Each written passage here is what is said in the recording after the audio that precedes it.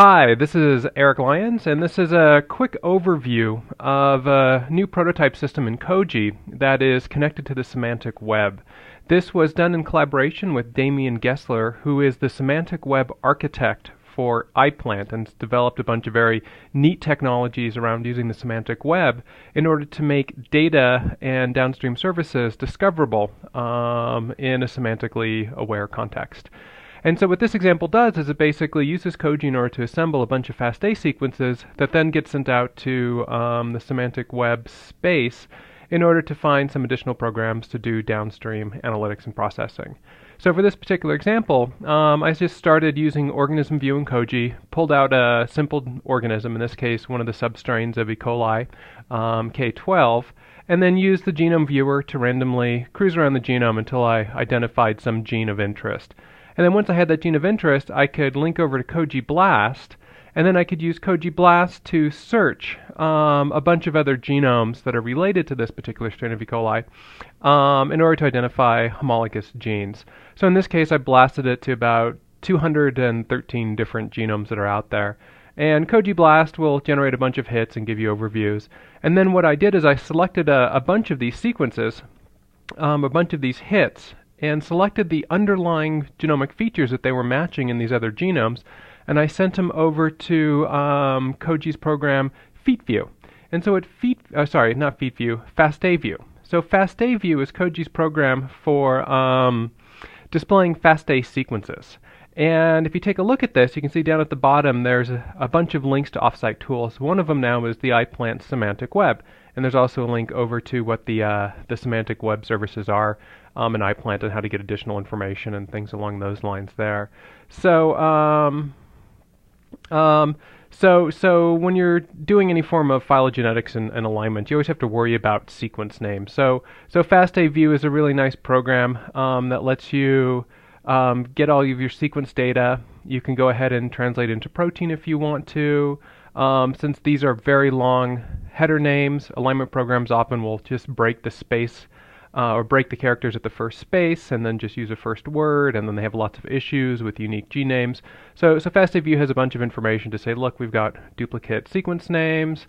Let's only use the fasta sequence name in the header. Maybe we can tack on a unique identifier just to make sure everything is unique. And then once we have these sequences generated, we can go ahead and post it to the Semantic Web. And all we do is we click that link that says send it off to the Semantic Web. And so what will happen now is these sequences get posted over here to swap.info, and they've been marked up with some metadata and some ontologies that basically say these are multiple sequences in FASTA format. And then there's a bunch of services that can be shown in order to do some processing on it. One of those is a bunch of multiple sequence alignments. So I'm going to take one of these, MAFT, and all I need to do in order to use it is I just drag that icon right up here into this particular service. And the page will take a moment to refresh, but once that icon has been dropped there, we've now started to establish this workflow or this pipeline using these web-based services that are semantically aware, and the number of tools that I have now changes. So I can use a different tool after this one. In this case, I'm going to use FastTree. So this is MAFT for doing a multiple sequence alignment. This is FastTree for doing a phylogenetic tree reconstruction. And in this case, I posted up nucleic acid sequences. So I have the option to configure these tools. So I'm going to configure the FastTrees to let it know that I'm aligning nucleotide sequences. There's a little option right here for nucleotide. Hit OK. And then there's these services again change. So with trees, I can use the iPlant tree viz service. So I can go ahead and drop that in here.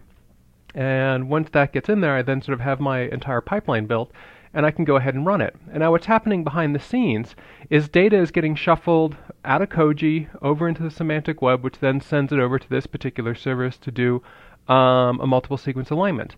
Now this happens to be, I think, running over at the supercomputers at TAC through iPlant's API. And so what will happen is as this will run, we'll start to see updates in terms of what's happening. So this job is being provided by the iPlant Collaborative. Here's the start time. It hasn't finished yet, and the job status is currently pending. So it's been stuck into a queue and it's currently waiting. And once this goes ahead and gets processed, it will then automatically take all the results from that and deposit it into my personal data store. Oh, one of the things I did have to mention is I needed to log into this particular system so that I have access to all these services, as well as my data store where all these data files can get staged and stored and the results sent to, and so on and so forth.